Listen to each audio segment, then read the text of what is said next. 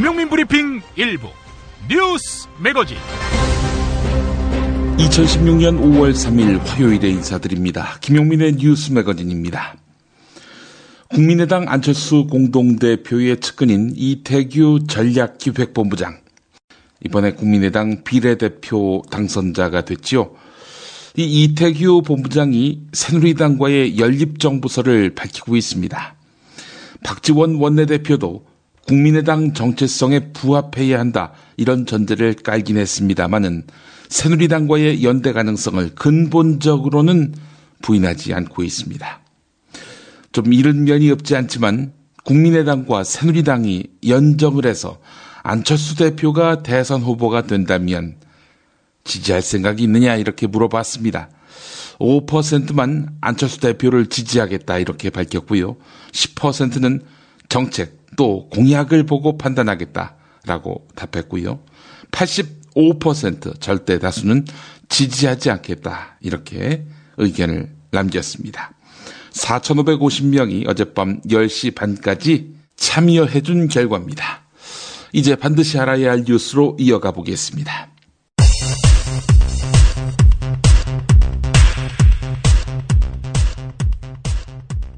청와대 허현준 상임행정관이 어버이연합에다가 JTBC 앞에서도 항의 집회를 하라, 이렇게 지시했다는 증언이 나왔습니다.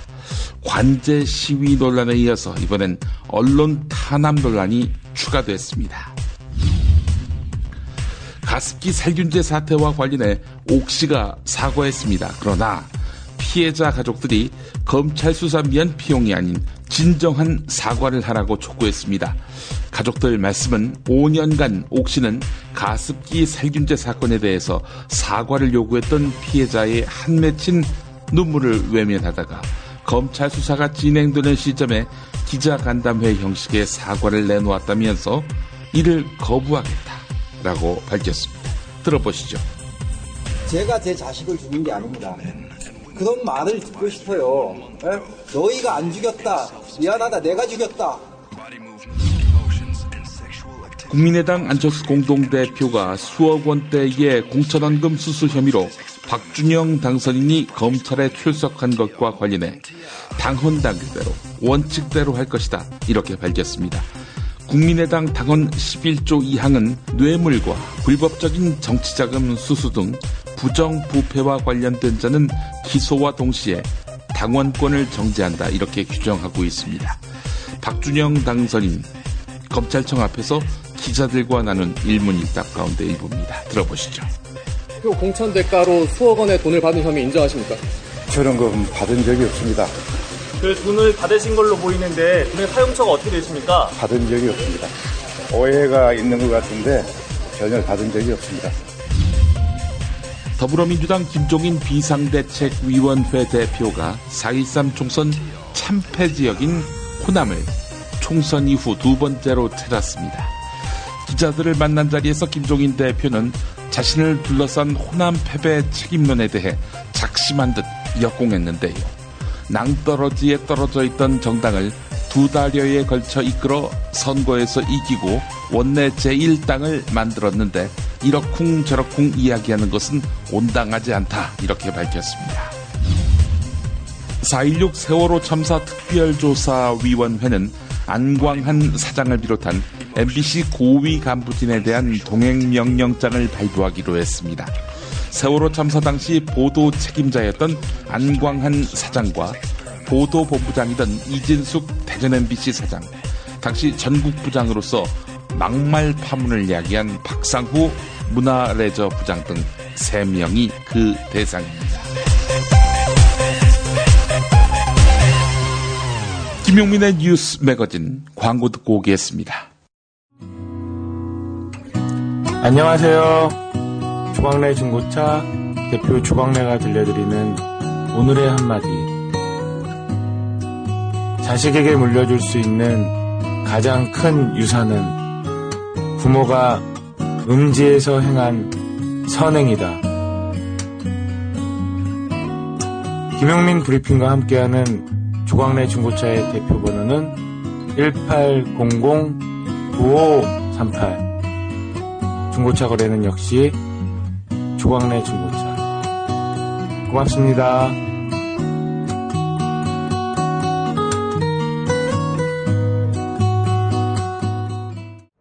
지금처럼 사는 게 싫습니까? 전복을 원하십니까? 그렇다면 와우 전복을 드십시오.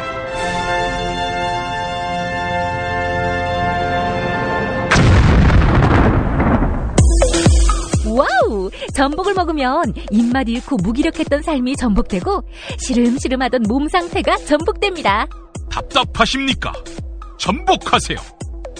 100% 완도에서 잡은 전복 중에 전복. 와우 전복. 한 번 맛보면 또 찾게 되는 와우 전복. 네이버에서 와우 전복, 와우 전복을 입력하세요. 전화번호는 010-2443-0818.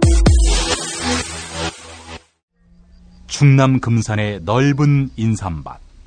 정성농장을 일군 농부아버지 이정열 씨. 자연은 노력한 만큼 내어준다. 그 자연의 마음을 알기에 정성농장을 더불어 일구는 아들 이성규 씨도 아버지에게 배운 것처럼 정직하고 또 성실하게. 정성농장 홍삼은 인삼 재배부터 가공 판매까지 모두 책임지고 있습니다. 그래서 대한민국 1등 품질을 자부합니다. 검색창에 정성농장 홍삼을 검색해주세요. 정성농장 홍삼. 전화문의는 010-9754-6972. 조선에 딸로서 잘하는 쟤밖에 없는데. 남북 통일 만세! 새날이 올 때가 불리한 진술을 거부할 수 있습니다. 김무성 나와! 이나 민주주의를 알아, 이 새끼야! 뉴스는 현장이다로 이어갑니다.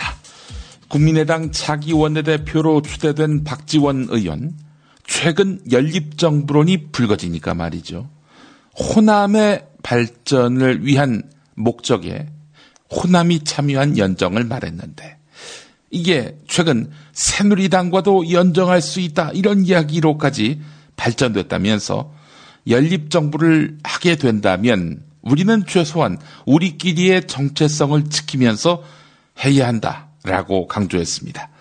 잠시 후 한겨레 김원철 기자가 언급하겠습니다마는 기자들 평가로는 박지원 원내대표 말이 어제 다르고 오늘 다르다는 것입니다. 노회한 언론 플레이란 이야기인데요. 한번 접해보시죠. MBC 라디오 신동호의 시선집중 일부분입니다. 국민의당 일각이 남미담이 연립정부론 얘기 나오고 있는데요. 예, 어떻게 보십니까?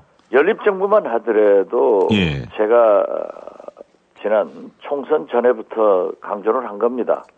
그 내용은 일반적인 연립정부라고 하는 것은 당과 당 이런 정부를 의미하는데 예.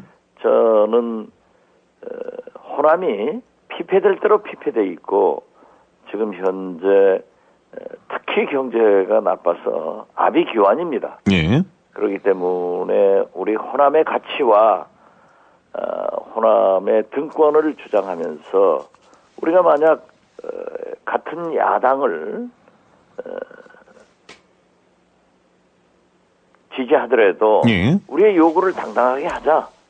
우리가 노무현 대통령을 90% 이상 지지했고 또 문재인 후보에게도 그렇게 압도적 지지를 했지만은 호남에 대해서 노무현 대통령이 무엇을 해줬느냐. 예. 그렇기 때문에 우리는 DJP 연합을 연상해서라도 이제 우리 야당을 지지하더라도 호남을 함께 발전시킬 수 있는 방안을 요구하자.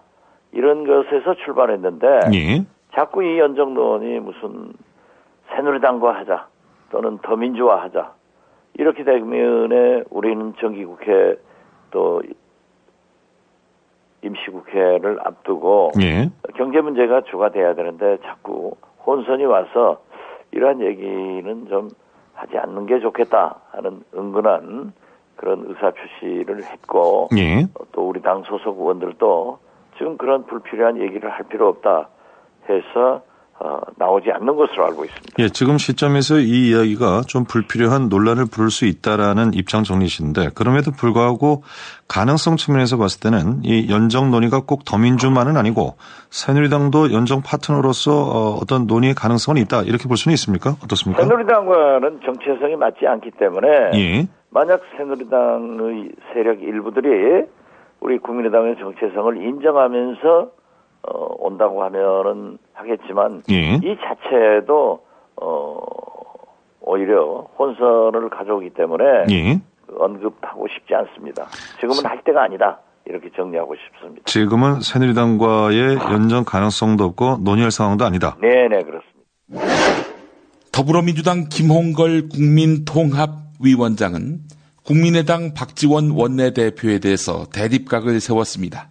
모친 이희호 여사가 박지원 원내대표에게 대선 출마를 하라 이렇게 권유했다는 설과 관련해서 극명한 견해차를 드러낸 것인데요. 김홍걸 위원장은 어머니는 절대로 정치에 개입하지 않는다면서 100번 양보해서 출마나 탈당을 권했다 해도 그분을 염려하는 마음이 조금이라도 있는 분이라면 어머니를 정치판의 싸움에 휘말리지 않도록 함구하는 것이 도리라고 비판했습니다. 한편 박지원 원내대표는 기자들과 만나서 제가 답변할 가치를 느끼지 못한다라면서 김홍걸 위원장 주장에 대해서 함구했습니다. 김홍걸 위원장의 CBS 라디오 김현정의 뉴스쇼 인터뷰 들어보겠습니다. 아니 근데 김홍걸 위원장님, 김대중 전 대통령의 비서실장이었던 박지원 원내대표하고는 어려서부터 각별한 사이 아니세요? 뭐 개인적으로 크게 친한 사이는 아니죠. 아, 그러십니까? 아니, 제가 요즘 봐서는 먼 사이보다도 더 못해 보이세요, 두 분이. 저는 그분의 정치적인 그런 행태를 비판한 것이지 개인적으로 그분을 비난한 것은 아닙니다. 아니, 어머님이 보시면 조금 마음 아파하실 것 같아서요. 이희호 여사가 보시면. 근데 뭐 이건 원칙의 문제니까. 예. 또 어머니를 정치적인 부분으로 좀 이용한 그런 것이 있기 때문에 안철수 의원 그 녹취록 사건도 그렇고 얼마 전에도 어머니가 예. 그분 보고 대선 출마해라 하고 권유하셨다고 어떤 종편에다가 얘기를 하셨는데 어머니께 여쭤보니까 전혀 모르는 얘기라고 하시더라고요. 아, 박지원 원내대표의 대선 출마? 예. 예, 그런 얘기 한 적 전혀 없으시다고 해요. 무슨 얘기냐 이러시던데. 김종인 더불어민주당 비상대책위원회 대표가 과연 문재인 전 대표에게 뒤통수를 맞은 것일까? 나온 지는 좀 된 동영상이긴 합니다만은 기록의 가치가 있어서 소개합니다. JTBC 썰전의 일부분인데요. 유시민 작가는 김종인, 문재인 두 사람의 당권 갈등설과 관련해서 누가 누구에게 먼저 연락했는지를 알아보니 김종인 대표가 문재인 전 대표에게 직접 연락을 해서 만남이 성사됐다더라 이렇게 말하면서 그 자리의 대화 내용을 알고 있는 사람은 두 사람뿐이었다. 패석한 사람이 없었으니. 그런데 조간신문에 바로 기사가 났다. 모임이 끝나자마자 조선일보의 대화 내용이 흘러나갔다는 것이다 라면서 조선일보를 거래처로 삼고 있는 김종인 대표의 소행일 가능성이 크다고 주장했습니다. 들어보시죠. 오늘이 4월 25일. 네네. 4월 그러니까 22일 날 저녁에 만났는데 네. 4월 23일에 첫 보도가 나왔어요. 조간에, 네. 토요일 조간에 조선일보 네. 단독 보도. 그런데 제가 좀 확인을 해보니까 배석자가 없었어요.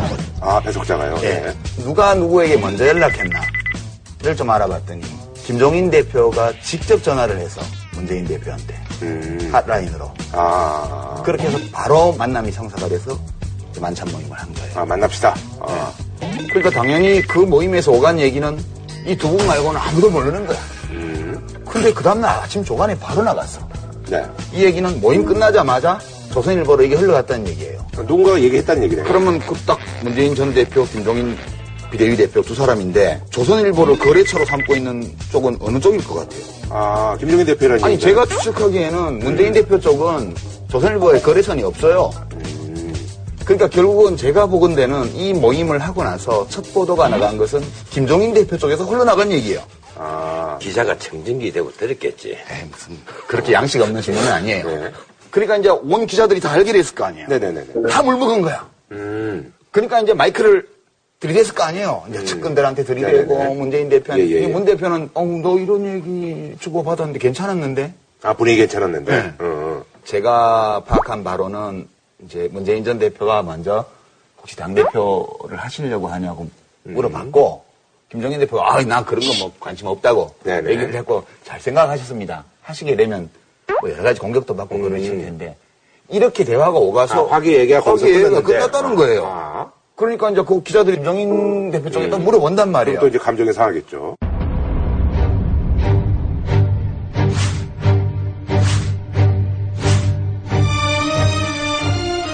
그렇게 진행된 거예요. 그러면 도대체 왜 단독으로 회동을 했고 그 얘기를 왜 밖으로 내보냈지? 밖으로 내보낸 그럼 실수는 아닐 거 아닙니까?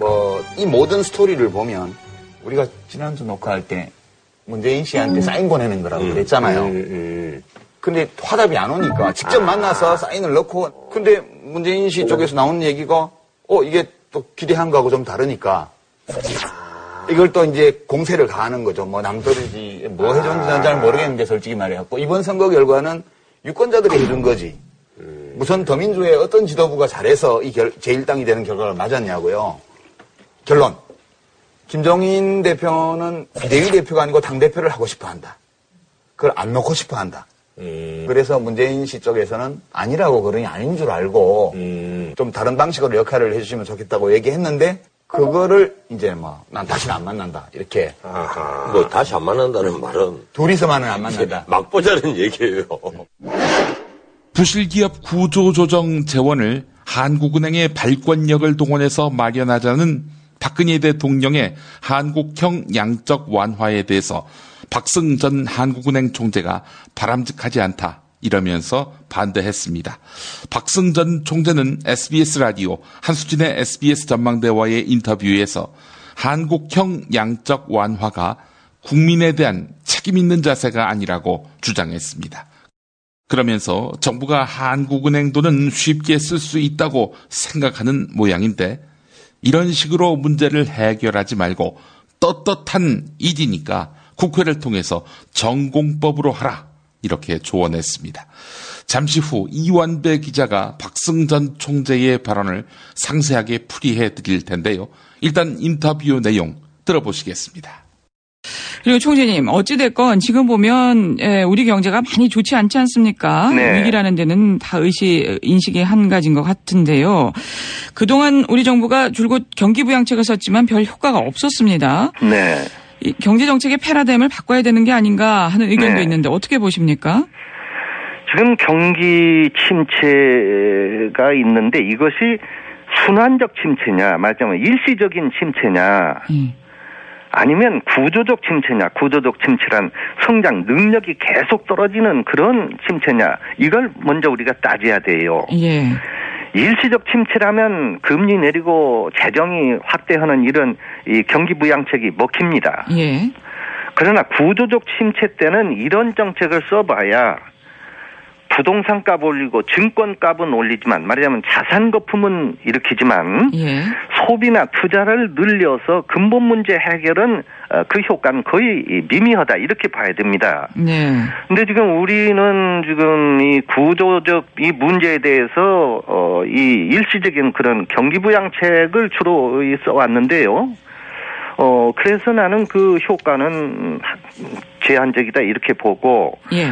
계속 이런 문제 단기 부양책만 쓰게 되면 일본처럼 말이에요. 예. 20년간은 장기 불황이 나올 수 있다 이렇게 보고 있습니다. 이렇게 돼서 경기 부양책으로만 계속 가게 되면 일본의 실패를 답습할 수도 있다 이런 말씀이세요? 예, 일본이 그랬어요. 일본이 1990년대부터 경기 침체가 오니까 예. 계속 금리 내려가지고 지금 마이너스 금리까지 갔잖아요. 예. 그리고 그때 건전 재정이었습니다. 일본 재정이. 예. 그게 오늘날 계속 이제 적자 재정 하다 보니까 지금 GDP의 250%라는 국가 부채, 말하자면 세계에서 제일 빚이 많은 그 나라가 됐는데 예. 그렇게 하고도 지금의 일본 경제 성적표는 제로 성장이거든요. 예. 그렇게 돼서는 안 된다. 이렇게. 그거는 왜 그러냐면 계속 단기 부양책에 내성이 생겨가지고. 예. 돈 풀으면 그게 뭐 땅값 올리고 뭐 주가는 지금 일본 주가 많이 올랐잖아요. 예. 그 주가 올리고 하지만은 그게 실제 효과가 있으려면 투자를 늘리고 소비를 늘려야 하는데 그 효과는 없는 거예요.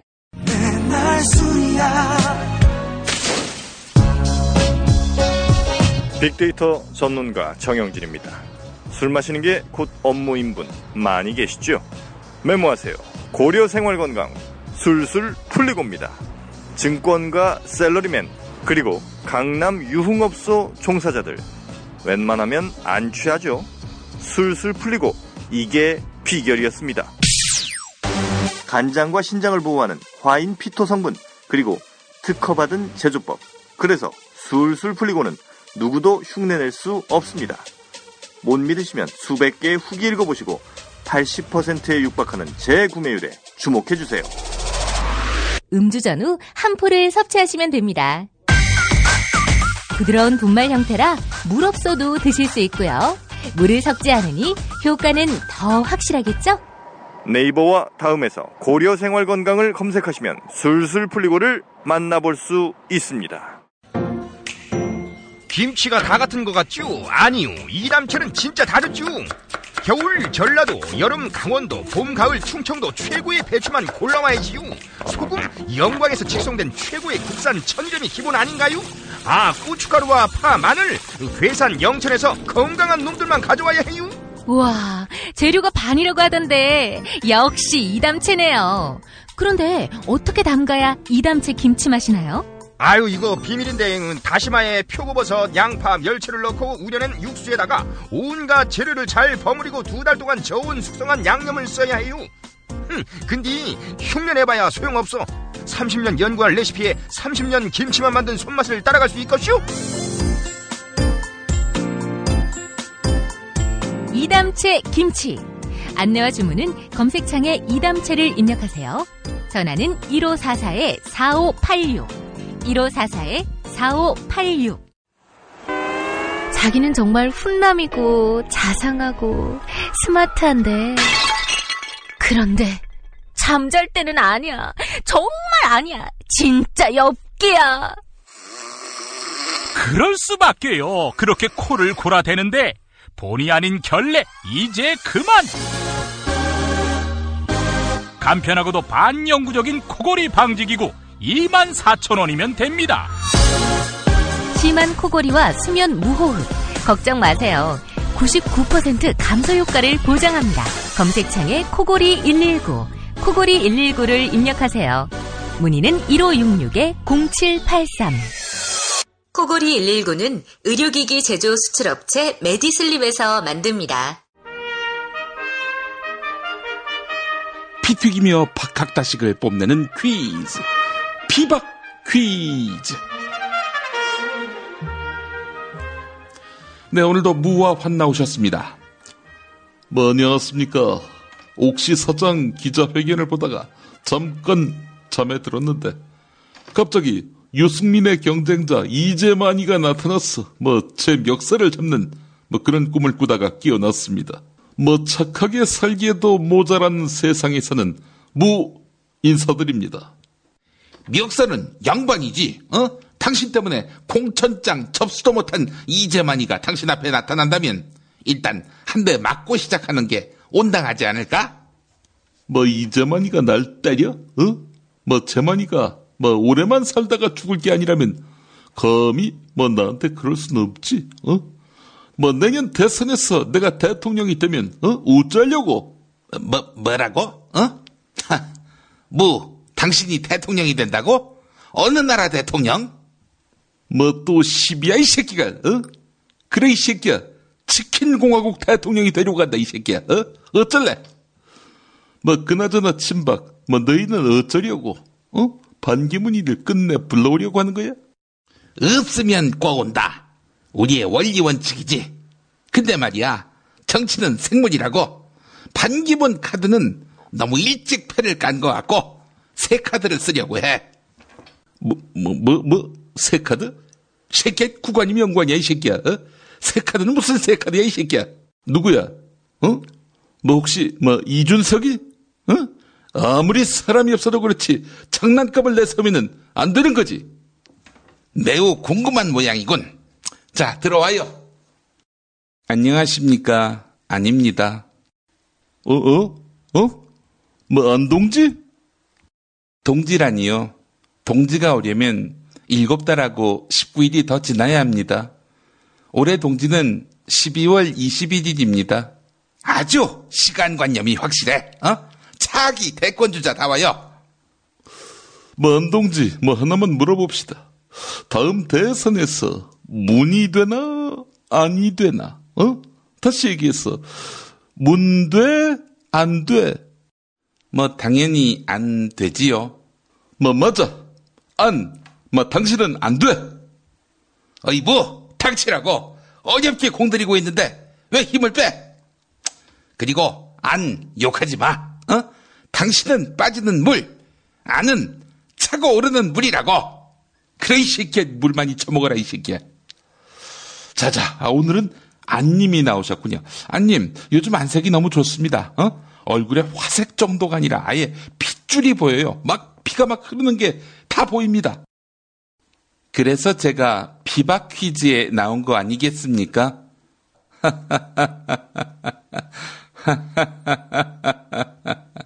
아무도 안 웃는데 혼자 웃는 거 봐라. 진박이 좋아할 만하다. 허나 니네 누나하고 코드가 같다. 닥치라고. 그리고 너무 무리하지 마. 아직 시간은 많이 남아있다고. 근데 이 자리에는 왜 각하가 안 보입니까? 비박 퀴즈는 팟캐스트 최고 인기 코너인데 여기 나오실 만도 한데요. 이란 갔잖니, 이란. 각하가 어디 갔는지도 모르고 안 나타나셨다. 이런 멘트를 날리면 곤란하지. 어쨌든 저 오늘 대권주자 1등 먹었습니다. 아이고, 나도 대선까지 간만 봐야겠다. 괜히 무성이 나르샤 이런 거나 찍어서 점수 깎이고 말이야. 자, 이제 한 식구가 될 거니까 친해지자고. 다음 대선에서도 총괄 선대본부장 부탁해. 그리고 부산에 가서 피토하는 심정으로 문재인 녹취록 줄줄 읽어주고. 닥쳐, 이 새끼. 자자자, 안 나오셨으니까요. 자, 아니 한번 문제 내시죠. 문제 내겠습니다. 무슬림으로서의 정체성을 드러내는 이슬람 여성의 베일은 형태에 따라서 크게 4가지로 나뉩니다. 부르카, 니캅, 차도르, 그리고 나머지 하나가 바로 이겁니다. 박근혜 각하가 쓰신 이거는 무엇일까요? 정답. 네? 아니, 안은 출제자인데 출제자가 답까지 말씀하시려고 하는 겁니까? 출제자가 답을 말하는 것이 안 된다는 것은 낡은 정치, 구태 정치입니다. 예, 그런가요? 알겠습니다. 정답은요? 정답은 양적 완화. 뜬금없이 양적 완화가 뭡니까? 사회자는 양적 완화의 뜻이 뭔지 압니까? 예? 양적 완화요? 모르지 않습니까? 모르면서 왜 저한테 틀렸다고 말씀하시는 겁니까? 이거야말로 구태의 표본입니다. 양적 완화는 대한민국에서 저만 알고 있습니다. 아이고, 뭐라고? 당신만 안다고? 좋아, 한번 설명해봐. 양적 완화가 뭐야? 양적 완화. 저희 국민의당과 새누리당은 지난 총선 때 적이었죠? 두 적, 양적이었습니다. 그런데 연정 논의를 시작하면서 적대감이 완화됐습니다. 양적 완화 이거지요. 아주 좋아. 이것이 바로 우리 누나가 생각하고 있는 통합의 정치 아니겠어? 반박하려면 해봐. 그러면은 더불어민주당 문재인하고는 양적 완화 될 수 있는 거야? 그거는 양적 완화가 될 수 없지요. 양적 악화가 될 겁니다. 이런 말장난 그만하시고요. 자, 정답 아십니까? 알지. 우리 누나가 쓴 건데. 자, 정답. 네, 정답은요? 정답은 가발. 아니, 박근혜 대통령이 가발을 썼습니까? 사회자, 머리 모양이 한 번도 안 바뀌었잖아. 수십 년 동안. 그리고 동생 박근령 씨하고는 통 만나질 않아요. 박근령 씨 주특기가 머리채 잡고 싸우기거든. 아니죠. 가발은 아니었습니다. 가발 같은 소리 하고 있네. 자, 사회자, 내가 정답을 한다. 정답 가자. 네, 신속하게 정답 말씀해 주시죠. 끝에 잡이 들어가지, 잡. 그렇습니다. 자, 정답 다 나왔습니다. 이제 한자만 맞히시면 됩니다. 자, 정답은요? 정답은 듣보잡.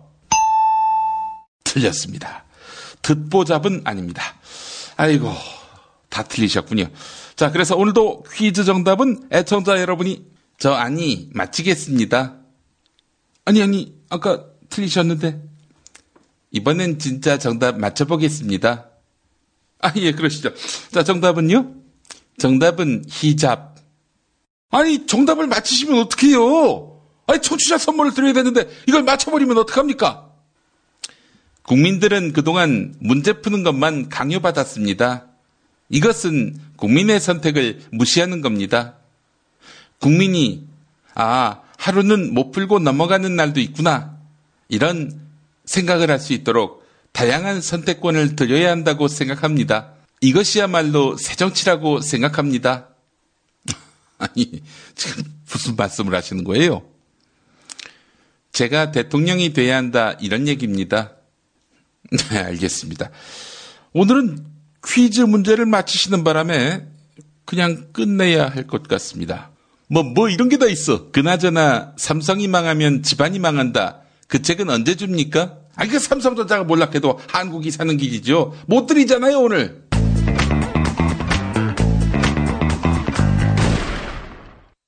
박근혜 왜 저러지?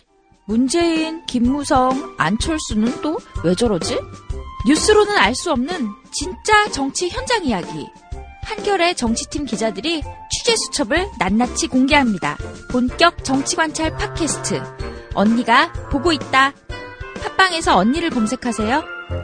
정치 한 건에서 시간입니다. 오늘도 한겨레 정치팀 김원철 기자 연결되어 있습니다. 김원철 기자님. 네, 안녕하세요. 예. 자, 오늘 더불어민주당에서 많은 일정이 있군요. 그렇습니다. 오늘 원내대표 선거가 있고요. 오후 2시에 있습니다. 있고 새누리당은 내일 있습니다. 4일. 예. 그래서 오늘 내일이 지나면은 이제 원내 1, 2당의 원내대표가 결정이 되고요. 원내대표가 결정이 되면 이제 20대 국회 개원을 위한 원구성 협상이 시작될 것 같습니다. 예. 그보다 지금 또 더불어민주당에는 지금 당내 사정이 하나 있죠. 전당대회를 언제 열 것이냐 하는 논란이 있는데 이것도 아마 오늘 큰 틀이 잡힐 것 같습니다. 그 당무위원회가 열리는데요. 여기에 그 20대 국회 당선자들도 함께 연석회의를 열거든요. 그래서 결론을 내겠다고 하는데 지금 현재 다수설은 8, 9월 설이 다수설입니다. 8, 9월에 새 당대표를 뽑는 전당대회를 열자? 예. 지금 이게 무슨 논리적 근거나 어떤 합리적 추론에 의해서 나온 건 아니고요. 단지 그냥 이제 연말까지 연기하자는 연기파와 당원 당규대로 6월이나 7월에 하자는 그 원칙파 두 세력 간의 그냥 절축점이죠. 중점이기 때문에 많은 지지를 받고 있고 지금 9월이 되면은 정기국회가 시작되기 때문에 정기국회에 들어가면은 전당대회 열기가 쉽지 않으니까 그렇죠. 바로 연말까지 넘어가 버리는 거죠. 그래서 최대한 연기를 해보면 뭐 한 8월 정도가 아니겠는가. 연말에 할 게 아니라면. 그렇죠. 예. 그래서 아마 8월 하순 정도 그렇게 되는 셈이고요. 8월 하순에 한다고 해도 지금 김종인 비대위 체제가 1월 26일로 제가 기억하고 있거든요. 출범이. 예. 그러면 만으로 7개월 정도 끄는 것인데 뭐 짧다고 볼 수는 없는 기간이라고 할 수 있겠습니다. 예. 우리 김종인 비상대책위원회 대표가 목리를 부리지 않았다면 뭐 당장이라도 할 수 있는 전당대회 아닙니까? 연기론을 그쪽 김종인 대표 쪽에서 많이 주장을 했었죠. 그리고 지금 오늘 원내대표 선거에 나오는 후보들도 연기론 쪽에 조금 무게를 두는 분들이 꽤 있어요. 그러니까 이게 뭐 당 내에서 아주 소수파는 아니다 이렇게 볼 수 있을 것 같고요. 예. 그 후보가 6명인데 그 중에 강창일, 민병두, 우상호, 우원식 의원은 지금 8, 9월설에 힘을 싣고 있거든요. 이것도 일종의 연기론이죠. 8, 9월설에 싣고 있는데 각각의 의견을 보면 우상호 의원은 경제 민주화 중요하니까 김종인 대표의 당내 역할을 보장을 해야 된다. 이런 전제를 내세우고 있고 이상민 의원은 빨라도 9월 이후에 해야 된다. 약간 더 연기파죠. 그렇고 노웅래 의원은 뭐 중지가 모인다면은 연기하는데 얼마든지 동의한다. 이런 의견을 내놓고 있습니다. 어제 김종인 대표가 그 호남의 전북 지역을 방문해서 기자간담회를 했는데요. 예. 예, 거기에 대해서 이런저런 얘기들을 했어요. 좀 소개를 해드리면 호남 참패를 두고 김종인 책임론이 나오고 있잖아요. 거기에 대해서는 굉장히 불쾌한 입장을 보였습니다. 야당이 무엇 때문에 비대위를 필요로 했는지 원인부터 생각을 해봐야 한다. 비대위 체제를 만들어서 외부 사람을 모셔다가 낭떠러지에 떨어질 정도의 당을 일당으로 만들었는데 비대위에 그런 이야기를 한 건 온당치 않다. 이렇게 얘기했고요. 비대위 체제를 계속 유지해야 되느냐, 즉 전당대회 연기해야 되느냐 이 질문을 기자들이 했는데 여기에 대해서는 뭐 원칙적인 얘기를 했습니다. 정상적인 지도부가 생겨나는 게 당연하다. 3일날 당선자들이 모여서 의사결정을 할 테니까 그때 뭐 결정이 되지 않겠느냐 이런 정도의 얘기를 내놓고 있습니다. 알아서 잘 모셔달라 이런 얘기 아닌가요? 뭐 제가 현장에 있지 않아서 뉘앙스까지는 잘 모르겠어요. 아이고, 아니 뭐 낭떠러지에 있던 당을 구해줬다. 내가 일당으로 만들어 주었다. 아, 이런 말을 참 이게 어떻게 쉽게 할 수 있을까요? 예를 들어서 우리 김원철 기자님, 제가 이 팟캐스트를 해가지고 더불어민주당을 일당으로 만들어줬다. 그러면 동의하시겠어요? 그러니까 뭐 본인의 기여를 인정하지 않는 사람들에 대해서 섭섭한 마음이 드는 건 뭐 당연히 인간이니까 이해되는데요. 예. 이런 얘기를 그렇게 본인 입으로 그렇게 자꾸 하시니까 본인 입으로 자꾸 하니까 좀 그러네요. 그러니까요. 그런 얘기는 정말 자기가 하고 싶다 하더라도 옆에서 뭐 친한 사람한테 야 네가 좀 얘기해줘라 뭐 그렇게 한다든지 해야지. 나 이거 정말 참 멘탈이 아주 강하신 분입니다. 글쎄 말입니다. 자, 하여간 이런 상황 속에서 김종인 위원장 보고 8월 말까지는 뭐 자리를 만들어드리겠다. 이러면 김종인 대표가 용인할까요? 굉장히 또 불쾌감을 표시할 것 같은데요. 그러니까 8월 이후에 전당대회를 연다는 타협책이 나오면 어떻게 할 것 같냐 그 말씀이시죠? 그렇죠. 예. 예. 지금 뭐 더 이상 어떻게 할 그건 없을 것 같아요. 이 당선자랑 당무위 연석회의에서 결정이 되면 사실 뭐 김종인 대표도 아무리 대표라고 해도 손쓸 재간이 없거든요. 당무위에 그 권한이 있습니다. 그 전당대회 날짜를 정하고 소집하는 권한이 당무위에 있기 때문에 여기서 결정이 되면 뭐 다른 도리는 없을 것 같아요. 참 이분이 억지 부리는 거 보면은 정말 참 어처구니가 없습니다. 예. 이게 과연 경제 민주화를 입에 올린 분 맞는지 싶기도 하고 말이죠. 하여간 뭐 더불어민주당 오늘 아주 중요한 분수령을 만나겠군요. 예. 누가 원내대표 될 것 같으세요? 지금 현재 누가 유력합니까? 후보가 워낙 많아서요. 지금 6명이 출마했잖아요. 6명이 출마했고 뭐 어느 누구 하나를 우세하다 이렇게 얘기하기가 쉽지 않은데 게다가 오늘 또 선거가 있지 않겠습니까? 그렇죠.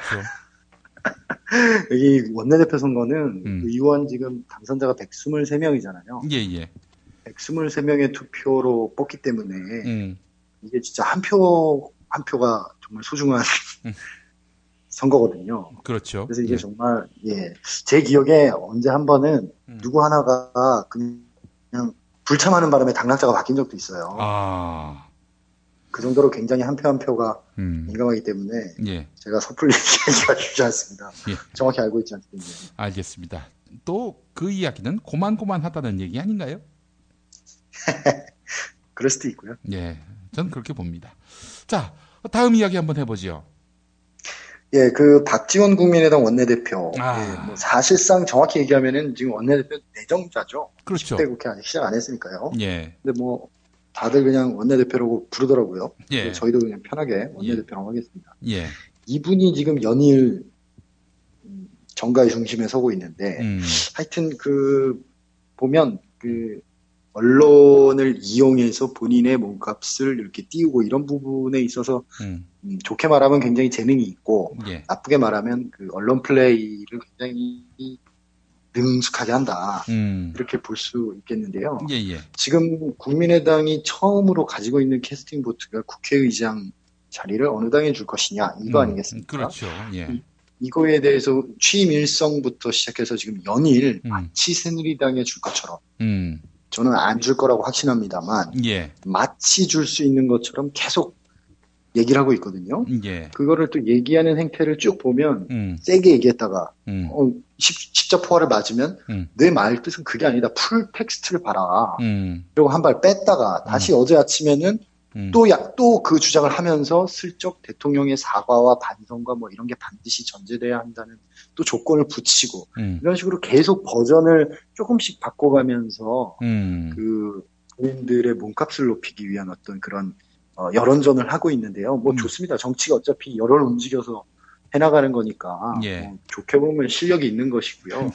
그런 것인데 조금 과하지 않나 이런 생각이 드는데요. 여기에 대해서 지금 김홍걸 전 김대중 대통령의 셋째 아들이죠. 이분께서 굉장히 강한 수위로 계속 공격을 하고 있습니다. 그래서 오히려 이 박지원 대표와 DJ의 아들 둘의 어떤 대립 이런 것들이 또 정가의 화제가 되고 있고요.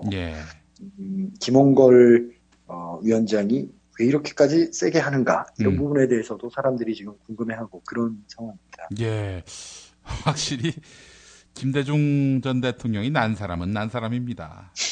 비서실장도 그렇고 아들도 그렇고 하여간 그 여론 또 언론에 이목을 끄는 그런 재주가 있는 거 아닙니까 한마디로? 그렇게 볼 수 있죠. 최근에 박지원 의원이 이런 얘기를 했거든요. 종편에 나와서 이희호 여사로부터 대선 출마 권유를 받았다. 이렇게 얘기를 했는데 이제 거기에 발끈한 거죠. 김홍걸 위원장이 어머니한테 여쭤봤는데 전혀 모르는 얘기라고 하시더라. 그런 식으로 이제 공격을 하니까 박지원 대표가 기자들한테 뭐라고 했냐면 모자 간 얘기는 천륜이고 저와 이 여사 간 얘기는 일륜이다. 개입하고 싶지 않다. 이런 식으로 얘기를 했거든요. 근데 이 전형적인 화법이에요. 박지원 의원의. 마치 되게 무슨 대단한 얘기를 하는 것처럼 포장하지만 사실상 그냥 대응하지 않겠다 얘기잖아요. 그렇죠. 여기 무슨 천륜 갖다 대고 일륜 갖다 대고 하면서 본인이 무슨 대단히 무슨 고수의 판단을 하고 있는 것처럼 이렇게 모르겠습니다. 이런 식의 여론전 플레이 이런 것으로 20대 국회에서도 얼마나 이제 성과를 낼 수 있을지 저는 굉장히 궁금합니다. 우리 김원철 기자님 말씀을 통해서 짐작하건대 정치부 기자들이 이런 화법, 이런 언론 플레이 굉장히 짜증내 한다는 그런 느낌을 받습니다. 이거 워낙 속이 빤히 보이는 거 아니에요? 한마디로 얘기해서. 속이 빤히 보이는데 이게 또 개인적으로 만나보면 박지원 의원이 굉장히 위트가 있고 유머가 있기 때문에 이게 또 개인적으로 만나보면 그렇게 비호감은 아니에요. 굉장히 약간 호감형인데다가 말을 이런 식으로 이렇게 하기 때문에 참 그런 부분에 대해서 이게 좋게 말하면 능수능란한 정치 구단이다 이렇게 기자들이 표현을 하는 것이고 나쁘게 얘기하면은 정말 흑마술을 부린다 이렇게 또 평가를 하기도 하고 그렇습니다. 제가 팁 하나 드릴까요? 이번에 그 전남 목포에서 더불어민주당 후보로 출마하신 분이 한겨레 전 사장이시죠? 아, 그렇죠. 예. 예. 그분한테 박지원 원내대표가 후보 대 후보로 만났을 때 했던 사적 대화 한번 슬쩍 여쭤보시죠. 아주 심한 험한 말을 박지원 원내대표가 조상기 후보에게 한 걸로 알고 있습니다. 아, 그래요? 예. 그러니까 이제 기자 대 정치인으로 만나면 당연히 호감 있는 모습을 보이려 하지 않겠습니까? 그런데 후보 대 후보, 경쟁자로서 만났을 때의 박지원 후보는 어떤 모습이었는지도 한번 살펴봐도 흥미로운 이야기를 들을 수 있지 않겠는가 이런 생각을 해봅니다. 알겠습니다. 감사합니다. 알아보겠습니다. 정치인들 정말 만의 얼굴을 가져야 됩니다. 이게 뭐 하나의 얼굴만 갖고 있어서는 안 되겠다. 그거를 제가 우리 박지원 의원한테서 배웠습니다. 맞습니다. 자, 오늘 여기까지 할까요? 예. 자, 한겨레 김원철 기자님 수고 많으셨습니다. 공화국 참치논평 구이동 대양 참치를 맛보지 못한 국민 여러분은 진정한 참치 맛을 보기 위한 강도 높은 중대 조치를 취하실 계획을 표명하시고 곧장 구이동으로 달려오시기 바란다. 참치에 대한 체질적인 거부감과 적개심을 노골적으로 드러내는 분도 구이동 대양 참치에 오시면 추호도 용납할 수 없는 포악무도한 폭식 행위를 자행할 것이다. 구이동 대양 참치. 월요일 참치데이 이벤트, 화요일 참치머리 서비스로 함께합니다. 주차장 걱정 마시고요. 대중교통은 서울 지하철 2호선 구의역 2번 출구에서 5분 거리입니다. 대양 참치 구의점 02-455-8087.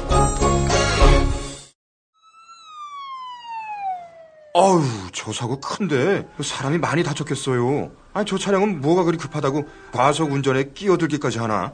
아니, 근데 운전자 보험은 가입했을까? 운전자 보험이요? 저런 인사사고 때에는 상대방한테 형사 합의금을 지불해주는 운전자 보험 말이에요. 변호사 비용도 주고 벌금도 보장해주는 운전자 보험. 아, 자동차 보험에서 보장해주지 않는 대인 합의금을 보장해주는 보험 말이에요? 그거 굉장히 비싸지 않나요? 아니에요. 난 7,000원 운전자 보험 카페에서 가입했는걸요. 뭐라고요? 7,000원 운전자 보험 카페? 홈쇼핑에서도 월 2만원에서 3만원이던데. 버스도 승합차도 트럭도 자가용이라면 7,000원 운전자 보험 카페. 우와, 대박. 비싼 보험료 때문에 힘드시죠? 풀보장 운전자 보험을 저렴하게 만나는 가장 좋은 방법. 다음 네이버 카페에서 7,000원 운전자 보험을 검색해보세요. 전화문의는 02-849-9730. 10년차 베테랑 손해보험 전문 설계사가 평일은 물론 주말 공휴일에도 상담해드립니다. 다시 한번 전화문의는 02-849-9730. 뭐 7,000원 운전자 보험, 택시, 버스, 트럭 등 영업용 차량 운전자 보험도 상담해드립니다. 6살 하늘이 밥을 잘 안 먹어요. 엄마, 나 이거 맛이 없어요. 그만 먹을래요. 엄마의 걱정은 점점 더해가는데요. 그런데 이때 택배입니다. 연지연 곰탕이 배달됐어요. 직접 도끼로 팬 장작불 위에 한우 사골과 도가니를 가마솥에 한가득 넣고 24시간 끓인 진구. 연지연 곰탕이 하늘이 입에 들어가는 순간, 아, 맛있다. 엄마 한 그릇 더 주세요. 하늘이의 밥도둑 연지연 곰탕. 조미료 같은 첨가물이 전혀 들어가지 않아 엄마의 기쁨은 더하답니다. 연지연 곰탕은 강화군에서 김포시 방향으로 강화대교 건너자마자 있습니다. 포장 판매는 한 팩 800g에 7,000원, 7팩 이상 무료 배송합니다. 주문 전화는 010-7252-1114, 010-7252-1114.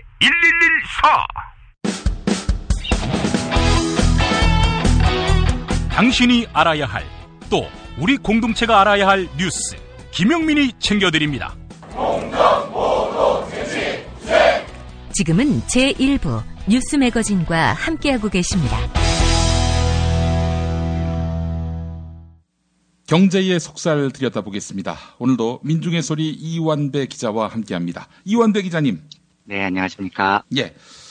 5월 1일이 그제였습니다만은. 네. 노동절. 그냥 넘어갈 수 없는 2016년의 네. 노동절 아닙니까? 네, 그렇습니다. 예. 주말인 일요일이었죠. 그래서 좀 올해는 이게 노동절이 평일이 아니었기 때문에 좀 그냥 쓱 지나간 느낌이 사실은 좀 있었는데요. 예. 어쨌든 노동절이라는 게 뭐 노동자들의 생일 같은 날이고요. 예. 축하하고 또 연대하고 서로 격려해야 하는 날이어서 예. 일요일이어서 이제 방송 날짜를 못 잡았는데 뭐 한 주가 지난 이틀 전 노동절 이야기를 좀 드리려고 합니다. 예. 노동절이 어떻게 시작이 됐고 오늘날 어떤 의미를 갖는지를 말씀을 드리려고 하는데요. 예.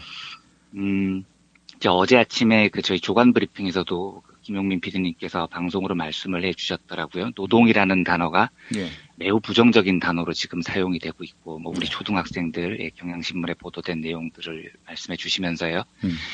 그래서 사실은 지금 공식 명칭이 노동절이 아니죠, 우리나라에서는요. 근로자의 날. 예, 그렇습니다. 예, 그래서 뭐 아버지를 아버지라 부르지 못하고요. 예, 노동절을 지금 노동절이라 부르지 못하는 이런 상황인데요. 사실은 이 노동절이라는 단어, 그러니까 노동이라는 단어가 그러니까 지금 이제 부정적인 이미지로 많이 확산이 되도록 자본 쪽에서 그렇게 조작을 해서 그렇지 노동이라는 단어는 굉장히 이 주체적인 단어입니다. 사전에 찾아보면은요. 예. 노동하면 사람이 생활에 필요한 물자를 얻기 위하여 육체적 노력이나 정신적 노력을 들이는 행위. 그러니까 이게 이 사전적 의미가요. 인간이 노동을 해서 생활에 필요한 물자를 얻는다 이런 결과까지가 포함이 돼 있는 겁니다. 예. 그러니까 노동자 계급이라는 사람의 정의는 노동을 하지 않으면 먹고 살 수 없는 사람들이라는 뜻이거든요. 예. 그래서 노동이라고 하는 것은 결국 나의 육체적 노력이나 정신적 노력은 생활에 필요한 물자를 얻기 위한 행위이다 임을 분명히 하는 거죠. 그래서 노동자들의 정체성을 분명히 정의를 해주는 단어입니다. 예. 이제 반면에 우리나라에서 자본가 계급 쪽에서 사용하기 좋아하는 근로라는 단어는요. 사전에 찾아보면 굉장히 간단해요. 예. 부지런히 일함 이렇게 돼 있습니다. 예, 그러니까 열심히 일하라는 거죠. 예. 자본가들 입장에서 보면 니들은 그냥 열심히 일이나 해 뭐 이런 겁니다. 그래서 보수신문에서는 제가 이제 보수신문에서 10년을 있어봐서 아는데 노동자라고 쓰면 다 그래서 근로자로 바뀌어서 나옵니다. 그래요? 예, 진짜로요. 그러니까 노동자라는 단어가 거의 금기시 돼 있거든요. 근로자로 바꾸고요. 예. 이게 뉘앙스가 완전히 다른 건데, 그래도 우리가 노동자들의 생일이라고 맞는 이 노동절조차도, 아직은 근로자의 날이라고 불러야 되는 조금 안타깝고 슬픈 현실인 거죠. 예. 노동절의 기원을 먼저 말씀을 드리겠습니다. 이게 이제 1886년도에 있었던 일인데요. 예. 요 시절에는 미국에서, 노동자 권익 회복 이런 운동들이 굉장히 활발해졌었던 때입니다. 그래서 실제로 법률에요. 예. 하루 8시간 노동이 법률로 제정이 돼 있었습니다. 이때요. 그런데 이를 지키는 기업들은 거의 없었던 거죠. 예, 지금 우리나라처럼 그러니까 뭐 최저임금이 법적으로 정해져 있는데 최저임금에도 못 미치는 임금을 받고 일하는 노동자들이 부지기수였었던 것처럼 이 당시에는 법이 하루 8시간 노동이었는데 대부분 노동자들이 하루에 12시간에서 16시간 살인적 노동에 시달렸고요. 또 그리고 이때는 지금 우리하고 비교를 해보면 조금 이해가 되실 겁니다. 이때 미국의 자본가들이 얼마나 잘 살았냐면요. 철강왕 카네기, 석유왕 록펠러, 그리고 이제 또 뭐 유대인 금융자본들, 뭐 이런 사람들이 너무나 잘 살아서 이땐 미국 자본가들이 $100짜리 지폐로 담배를 말아 폈다 이런 말이 나돌 정도였습니다. 그러니까 지금 $100가 큰 돈인데요. 그때 뭐 얼마나 큰 돈이었겠습니까? 근데 대부분 이때 노동자들은 주 7, 8달러, 그러니까 한 주에 7, 8달러 받는 거죠. 그리고 하루 12시간에서 16시간. 심지어 이때는 노동계급 아동들이 이미 10살 전후부터 하루에 10시간에서 12시간씩 일을 했어야 되는 시절이었거든요. 그러니까 극심한 빈부격차가 일상화돼 있었던 시절이었습니다. 그래서 1886년도 5월 1일에 하루 8시간 노동 현실화, 이걸 모토로 노동자들이 34만 명이 시위 첫날에 그 시위를 벌입니다. 이게 이제 노동절의 기원이거든요. 예.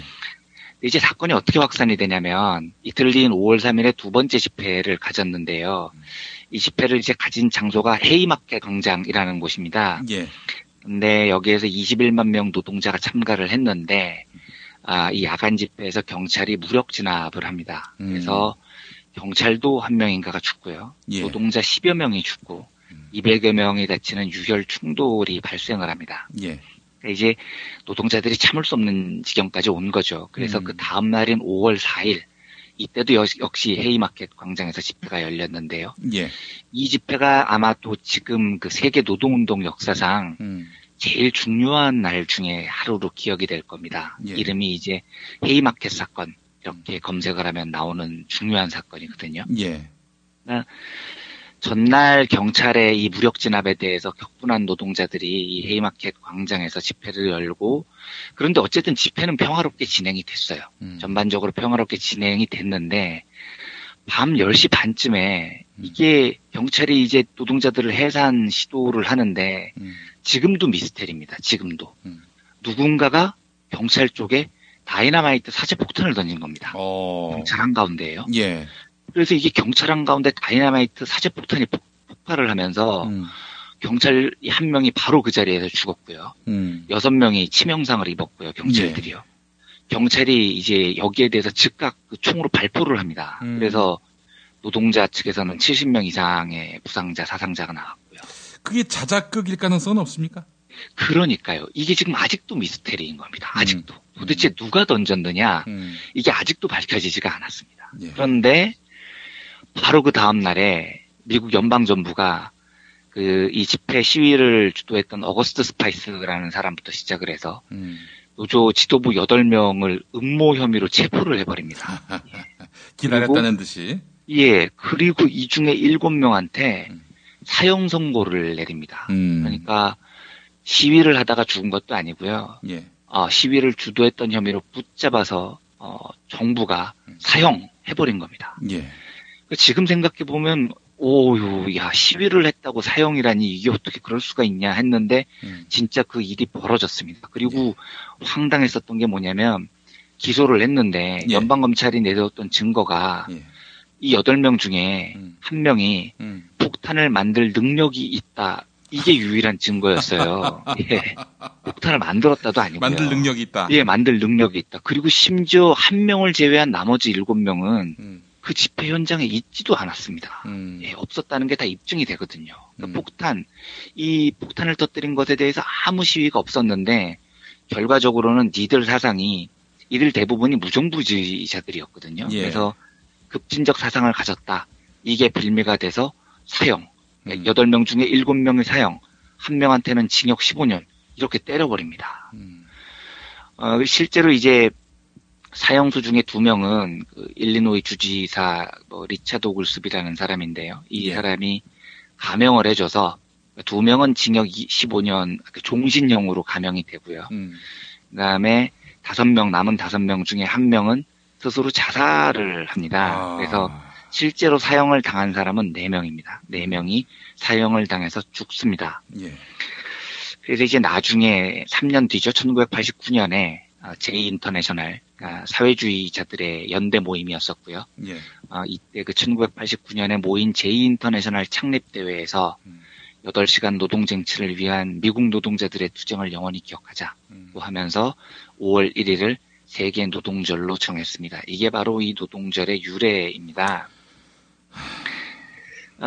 이게 참 사실은 이 사건의 뒷얘기 같은 건데요. 기억을 해줘야 될 한 분의 사람이 있습니다. 그러니까 1892년에요. 6월 26일, 그러니까 그 집회 사건이 벌어지기 4년 전에 민주당 출신의 일리노이 주지사였던 존 피터 알트겔이라는 사람이 당선이 됩니다. 예. 당선이 돼서 이 사건의 주동자들을 나중에는 전면 사면을 해버립니다. 그래서 이 나중에 2명이 사면되고 감형된 게 이 알트겔이라는 사람의 영향이 되게 컸었던 건데요. 예. 이때 알트겔드가 사면을 하기 위해서 무려 18,000단어짜리 장문의 글을 함께 이렇게 발표를 했고요. 예. 그래서 결국은 이제 나중에 무기징역형에 있었던 3명의 노동자는 자유를 얻고 목숨을 건칠 수 있었습니다. 그런데 이 알트겔트는 이 노동자들을 사면을 하면서 극심한 역풍에 시달립니다. 야, 사회주의자들, 빨갱이들을 풀어줬다, 사형자들을 풀어줬다라는 극심한 비판을 받았고요. 예. 이후에 선거를 할 때마다 줄줄이 칩니다. 예, 그래서 사실은 정치 커리어가 끝나거든요. 예. 근데 이제 기자들이 알트겔트한테 물어봅니다. 그러니까 후회하지 않냐고. 그랬더니 알트겔트는 당당하게 이렇게 얘기를 합니다. 네버, 절대로. 내일 나는 다시 이 사건을 다룬다고 해도 똑같이 행동할 거다. 이렇게 얘기를 합니다.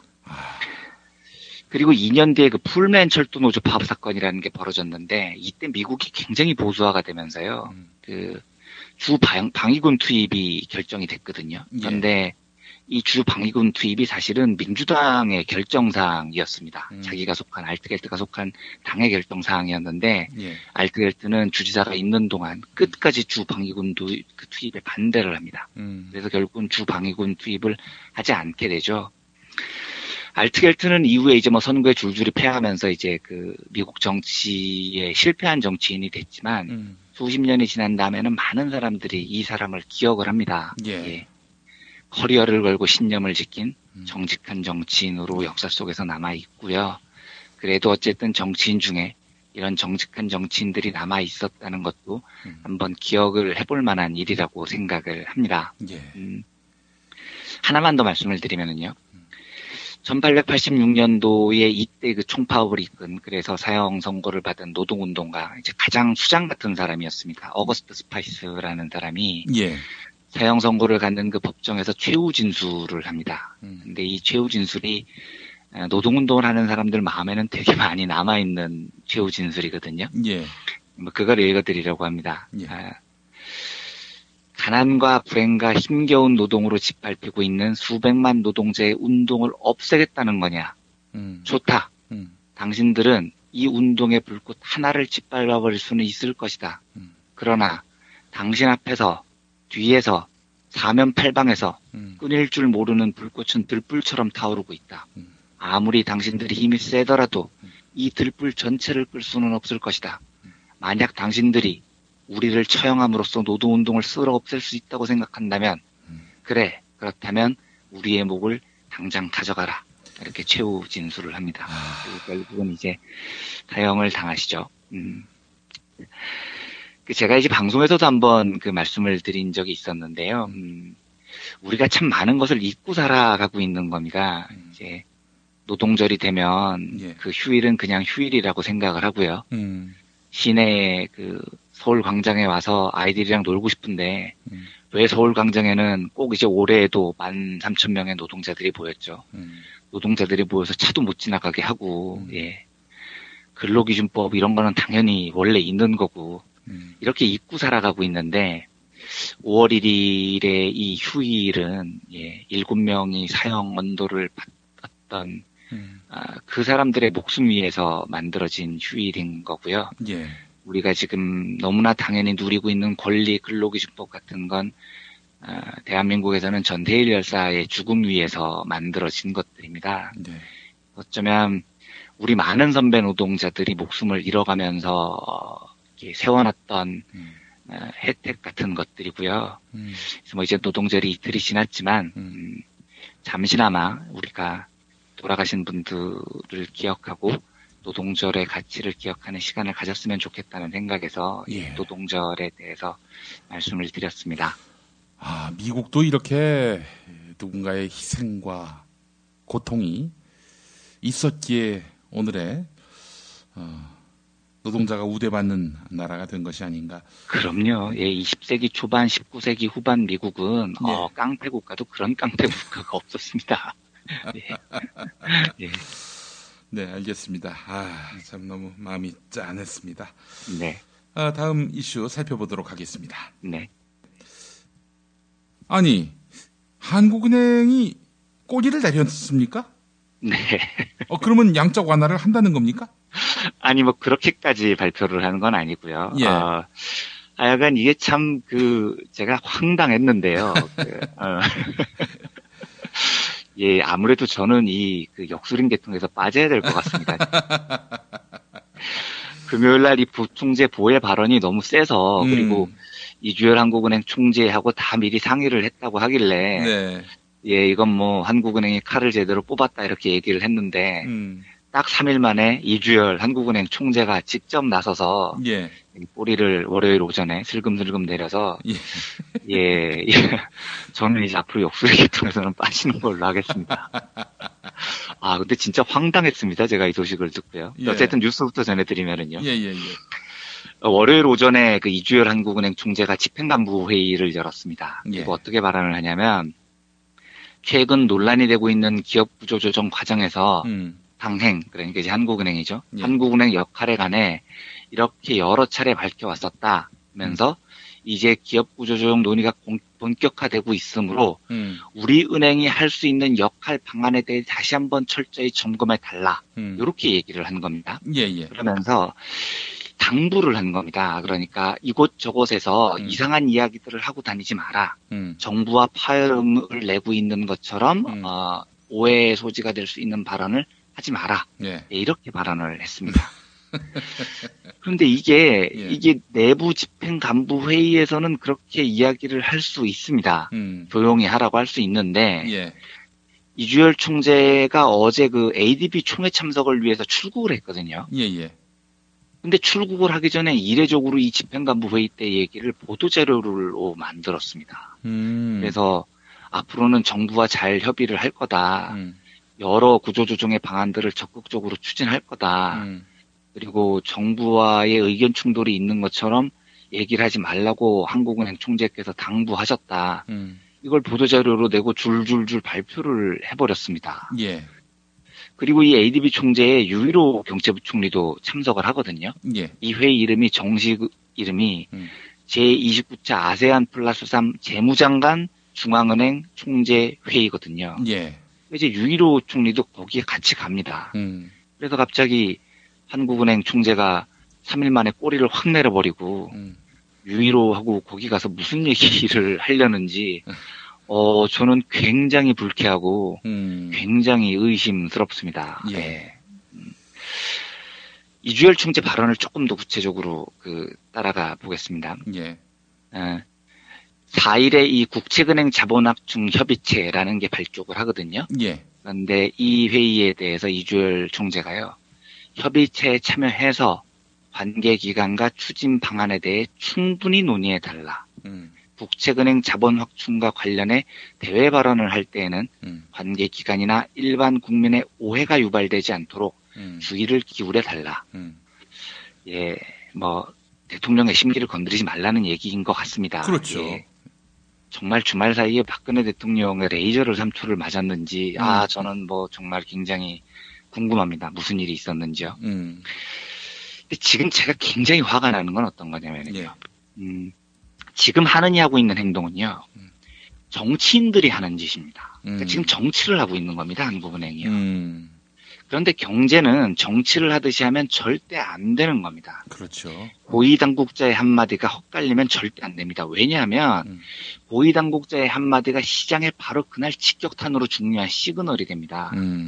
하는 총재가 한마디를 이렇게 해버리면 외환 딜러들이 달러를 사느냐 파느냐 바로 결정이 바뀌어버립니다. 그렇죠. 환율이 막 바뀌는 거죠. 예. 펀드 매니저들이 주식을 사느냐 파느냐가 바로 그날 결정이 돼버립니다.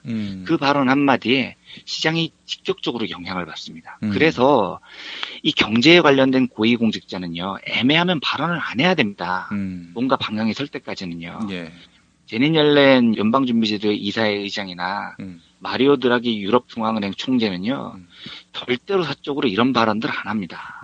한마디가 몰고 올 파장이 너무 크거든요. 예. 그런데 지금 한국은행은 정치를 하고 있습니다. 최근 2주 사이에 입장이 4번이 바뀐 겁니다. 지난주 금요일에는 마지막 입장인 것처럼 정리를 해서 얘기를 했습니다. 그렇죠. 그런데 주말이 지나고 났더니 한국은행 총재가 다시 말조심하겠다 이러고 나온 겁니다. 예.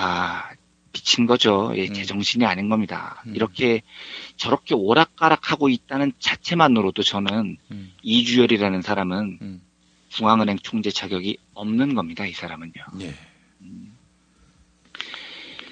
제가 한번 말씀드렸습니다.만 중앙은행이 가장 독립이 잘 돼 있었을 때가 노무현 정부 시절이라고 한번 이야기를 드린 기억이 나는데요. 예. 근데 실제로 이때는 노무현 대통령이 워낙 무슨 이 독립기구에다 대고 압력을 행사하고 이런 걸 좋아하는 분이 아니셨어요. 예. 그러니까 권력이 주어져도 자꾸 내버리려고 하는 스타일이었으니까요. 이제 예. 그런 영향도 한 80% 정도 됐겠지만 한 50% 정도라고 하죠. 예.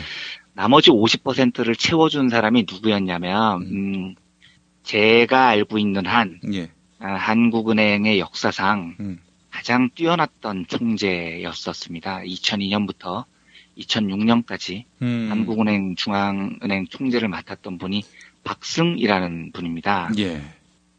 굉장히 뛰어난 분이고 중앙은행으로서 굉장히 독립된 기구를 잘 이끌어왔던 존경할 만한 분이라고 저는 생각을 합니다. 예. 근데 박승 총재가 어제 한수진의 SBS 전망대에 출연을 하셨더라고요. 예. 그래서 이 발언을 들으면서 중앙은행 총재는 이래야지 이런 생각이 들 정도의 모험적인 인터뷰였습니다. 예. 한국은행에서 퇴임하신 지 10년 정도 되셨는데요. 지금도 한국은행 직원들한테 가장 기억에 남는 총재가 어느 분이냐 이렇게 물으면 박승 총재를 떠올린다고 해요. 예. 예. 근데 박승 총재가 여러 일화가 있는데 이분이 이제 한국은행에 재직할 때 자기 사모 와이프에게 나는 우리 직원들 뒤통수만 봐도 예쁘다 이런 말을 항상 하고 다니셨다고 해요. 그만큼 직원들을 아끼고. 그래서 어쨌든 제가 기억하기로는 한국은행 총재 중에 가장 뛰어났던 총재였던 걸로 저는 기억을 하는데요. 예. 아무튼 SBS 전망대에 나와서 이분이 하셨던 인터뷰 일부를 좀 소개해 드리겠습니다. 예. 질문자가 이렇게 물어봤던 거죠. 한수진 앵커가요. 부실기업 구조조정을 위해서는 한국형 양적 완화가 필요하다. 지금 선별적 양적 완화 이런 얘기도 나오는데요. 어떻게 생각하세요? 이렇게 물어봤더니 박승 총재가 이렇게 얘기를 합니다.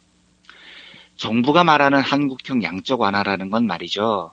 그 말의 뜻은 금리는 손대지 말고 한국은행이 돈을 찍어서 부실기업 정리자금을 대라 이거거든요. 그래서 이것은 사실 엄밀한 의미에서 보면 양적 완화가 아닙니다. 그런데 지금 우리가 하는 것은 시중에 돈을 푸는 것이 목적이 아니고 조선하고 해운업 몇 개 부실기업을 정리하는 데 필요한 자금을 대라는 거거든요. 엄밀한 의미에서 보면 양적 완화라고 말하기 어렵습니다. 이렇게 말씀을 하십니다. 아주 정확한 표현입니다.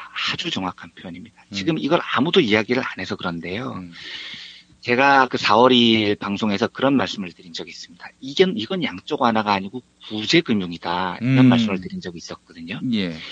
지금 우리가 강봉균한테 속고 있는 겁니다. 강봉균이 양적 완화 이렇게 한번 표현을 하고 났더니 이게 지금 한국형 양적 완화 이런 얘기를 계속 하고 있는데요. 돈을 찍는데 그 돈을 국민들 전체한테, 시장 전체한테 쏟아붓는 게 아니고 특정 부실기업을 살리는 데 쏟아붓는다. 이게 구제금융이라는 겁니다. 예. 그러니까 이게 제가 다음에 한번 이 얘기는 길게 한번 말씀을 드리겠습니다. 구제금융과 양적 완화의 차이에 대해서요. 그런데 어쨌든 지금 이 강봉균이 이 단어 하나를 잘 골라내서 지금 온 국민이 다 속아 있는 거거든요. 이 양적 완화라는 것에 대해서요. 그런데 박승 총재가 보기에는 정확하게 파악이 되는 거죠. 양적 완화가 아니다라는 겁니다. 예, 인터뷰 다음으로 넘어가면은요. 예. 그럼 그래서 부실기업 정리자금을 한국은행이 부담하는 거 이거에 대해서는 어떻다고 생각을 하세요? 여기서부터는 조금 긴데요. 예. 그냥 제가 쭉 읽겠습니다. 너무나 설명이 잘 돼 있어서요. 예. 바람직한 것은 아니다라고 생각을 합니다. 예. 그리고 이제 덧붙이는데요. 여기서부터 굉장히 중요합니다. 조금 즐겁게 그리고 주의 깊게 한번 들어봐 주셨으면 좋겠습니다. 예. 왜냐하면 한국은행은 우리나라의 금고지기입니다. 금고를 지키는 기관인데 이 금고 열쇠를 5년마다 바뀌는 정부 권력이 가지고 있으면 남용의 우려가 있기 때문에 중앙은행을 독립시켜서 중앙은행이 그 금고 열쇠를 가지도록 한 거거든요. 그런데 중앙은행이 금고지기가 가지는 열쇠를 열 때, 사용할 때는 어떤 준칙이 있습니다. 그것은 국가 전체에 말하자면 그 사회의 보편적 목적을 위해서 금고 열쇠를 써야지 어떤 개인이나 특정 기업이나 특정 지역을 위해서 쓰는 것은 바람직하지 않다는 겁니다. 물론 천재지변이 있거나 어떤 긴급 상황 같으면 예외도 있을 수 있겠지만, 그런데 지금 조선이나 해운의 부실, 이것이 그런 보편적 목적이냐 할 때 물론 이것이 국가적으로 대단히 중요하다는 건 사실이지만 저는 이것이 특정 산업에 대한 지원이라고 생각을 합니다. 그리고 이런 문제를 이렇게 다루기 시작하면 앞으로 철강 산업이 어려우면 거기다가 또 돈을 넣어야 할 거고, 건설 산업이 어려우면 거기다가 또 돈을 넣어야 할 거고, 이렇게 되면 이게 금고지기 열쇠가 너무 잘못 활용되는 거 아니냐는 문제가 나올 수 있는 겁니다. 더군다나 또 하나는 자금 효율 면에서도 문제가 있어요. 왜냐하면 한국은행이 자금을 결국 산업이나 수출입은행을 통해서 주는 거 아닙니까? 그런데 한국은행이 일단 돈을 주고 나면 산업이나 수출은행이 그 돈을 제대로 쓰는지, 그것이 어떻게 진행이 되고 있는지 전혀 알 수가 없습니다. 네. 말하자면 감독권도 없고 인사권도 없다는 얘기거든요.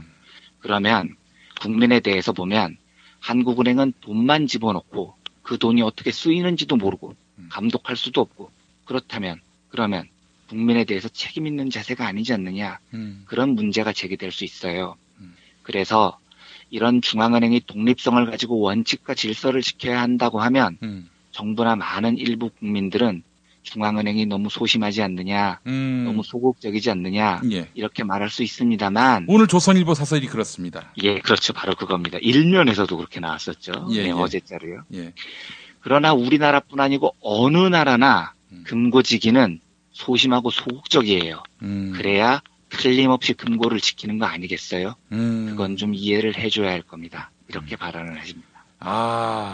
이거 대단한 설명이죠. 예. 있는 그대로 교과서입니다. 이거는. 그렇습니다. 그러니까 저 따위가 뭐 덧붙이고 해석할 것도 하나도 없는 정말로 훌륭한 중앙은행 독립의 당위성에 대한 설명입니다. 그리고 이게 더 놀라운 게요. 예.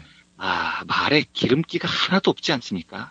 그러니까 누가 들어도 이해할 수 있는 쉬운 예를 들어서 한국은행은 금고지기입니다. 국민들이 이 금고에 열쇠를 맡긴 겁니다. 아무 때나 열 수 없습니다. 열라고 하면 국민들의 합의가 있어야 됩니다. 예. 금고지기는 원래 보수적인 사람들인 겁니다. 참 쉽고 참 명쾌한 설명입니다. 그러니까 박근혜가 레이저 쏜다고 돈 찍어서 풀면 그건 금고지기가 아닌 거죠. 예. 금고지기에 자격이 없는 겁니다. 예. 그럴 거면 왜 중앙은행을 독립시킵니까? 저는 이주열 총재는 분명히 알아야 된다고 생각합니다. 한국은행 총재는요, 정치를 하라고 있는 자리가 아닙니다. 예. 이번에 ADB 총회에 가서 유일호 부총리하고 어떻게 이상하게 짝짝꿍하고 돌아와서 무슨 양적화나 한다고 나서면은요, 중앙은행이 수십 년 동안 쌓아왔던 이 한국은행의 중앙은행의 위상이요, 박살이 납니다. 그 죄를 어떻게 다 감당하려고 합니까? 이주열 총재는. 그 역사 속에서 계속 이름이 나올 텐데요. 어떻게 감당하려고 합니까? 저는 부디 이주열 총재가 한국은행이 독립기구로서의 그 위상을 지키고, 좀 쉽게 얘기하면 제정신 차렸으면 좋겠습니다. 예. 도대체 무슨 사정이 있는지는 제가 모르겠는데요. 예.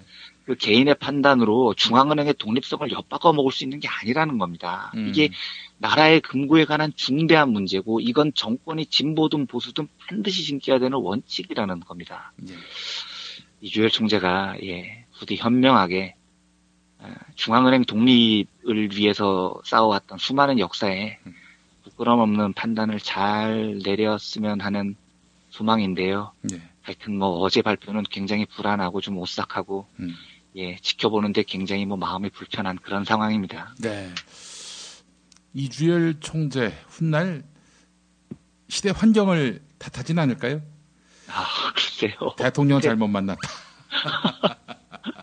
근데 대통령을 잘못 만나도 독립기구로서 지켜야 되는 것이 독립기구로서의 위상인데요. 예, 대통령 잘못 만나서 내가 조금 양보했다는 건 이주열 중앙은행 총재가 할 말은 저는 아니라고 보여지는데요. 네. 알겠습니다. 네, 민중의 소리 이완배 기자와 함께했습니다. 이완배 기자님 수고하셨습니다. 네, 감사합니다. 여러분 안녕하세요. 민중의 소리 아나운서 정혜림입니다. 이 어묵한 여왕님 치아에서 다들 잘 견디고 계시죠?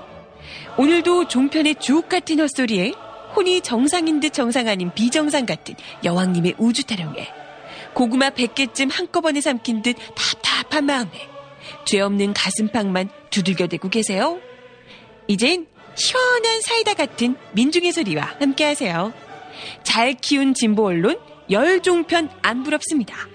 한 달 10,000원 소액 CMS 후원으로 민중의 소리에 큰 힘이 되어주세요.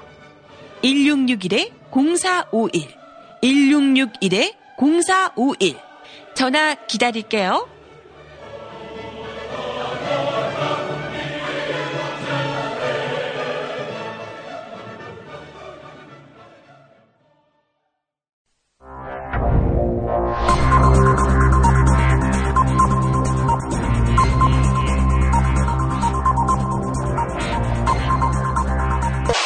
공화국 논평.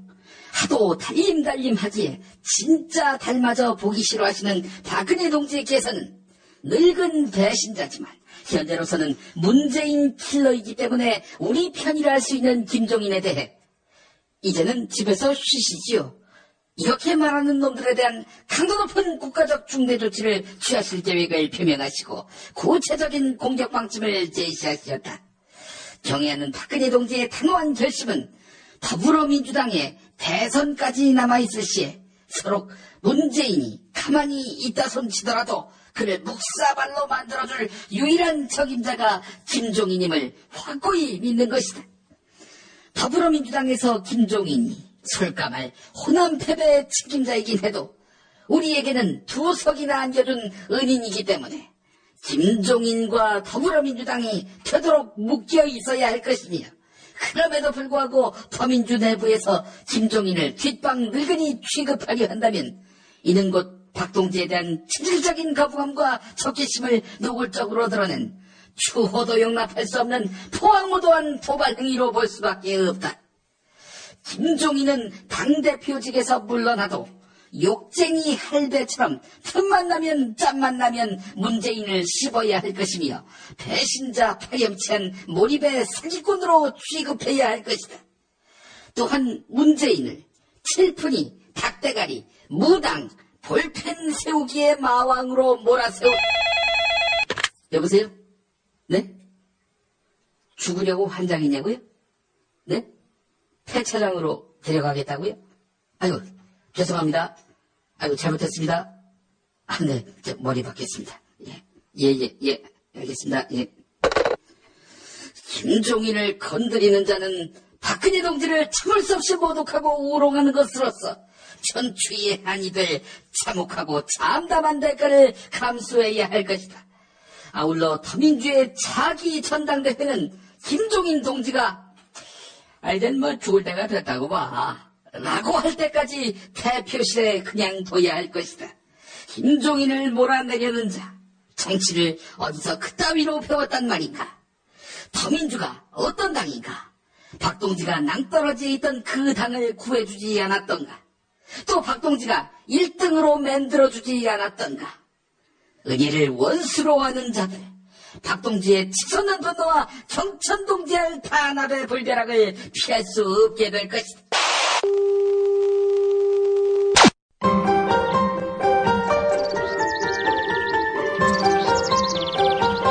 오늘의 날씨. 웬 5월에 이런 큰 비에 큰 바람일까요?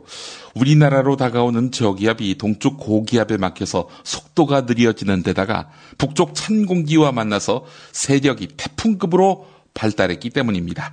오늘 밤까지 제주 산간에 200mm 이상, 지리산 부근과 남해안에 100mm 이상의 폭우가 쏟아지겠고 서울 등 그 밖의 지방에도 20에서 80mm의 많은 비가 내리겠습니다. 기상청은 비가 밤부터 점차 그치겠지만 바람은 내일 오전까지 다소 강하게 불겠다면서 시설물 점검과 안전사고에 대한 철저한 대비를 당부했습니다.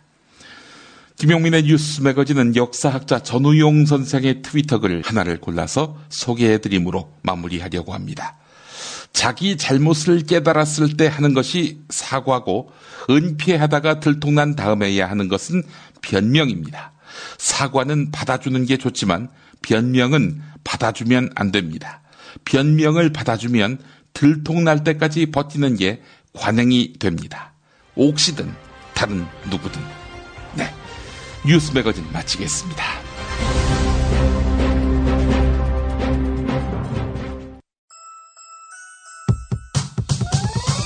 이번 방송 괜찮았나요?